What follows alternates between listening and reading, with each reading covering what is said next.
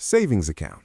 This is often the first place people encounter the idea of investing, even though it feels more like storing than growing. It comes from the traditional banking system, where institutions use deposited money to fund loans and pay a small return in exchange. What makes it different is its stability and immediate access, but that same safety limits its growth. It matters because it teaches the first quiet lesson about money.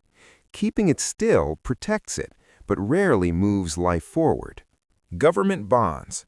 These are essentially agreements between an individual and a country, shaped by centuries of public financing. Governments borrow money to fund infrastructure, health systems, and daily operations, and in return, they promise to pay back with interest. What sets them apart is the perception of security, tied to the stability of the issuing nation. They matter because they reflect trust not just in money, but in the system that governs it. Corporate bonds. Here, the borrower is no longer a country, but a company trying to expand, restructure, or simply survive.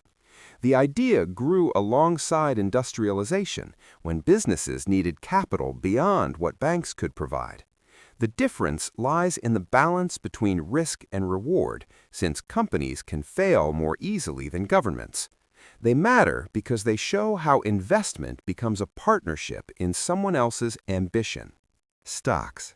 Buying a stock is less about numbers and more about ownership, even if it feels distant.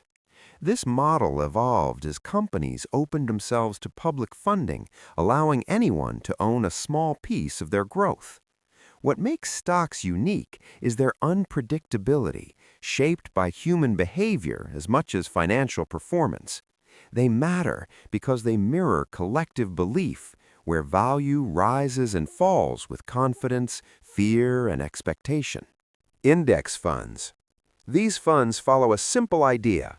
Instead of choosing winners, follow the whole game. Created to simplify investing, they track groups of stocks that represent entire markets.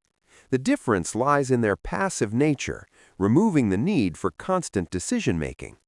They matter because they reflect a quiet shift in thinking, from trying to outsmart the system to accepting its long-term rhythm. Real estate. This is one of the oldest forms of investment, rooted in the human need for space and shelter. Land and property have always carried value because they serve both practical and economic purposes. What makes it distinct is its physical presence, something you can see and touch. It matters because it connects investment to real life, where value is not just measured, but lived in. Mutual funds. These funds gather money from many investors and place it under the control of a professional manager. The concept grew as markets became more complex and individuals sought guidance. What makes them different is the human decision behind each move, contrasting with automated strategies. They matter because they reflect trust in expertise and the idea that knowledge can be outsourced. Exchange-traded funds. Similar to mutual funds, but traded like stocks, these instruments combine structure with flexibility. They emerged as a response to the need for efficiency and lower costs. The difference lies in how easily they can be bought and sold throughout the day. They matter because they represent the evolution of investing into something faster, more accessible, and more responsive.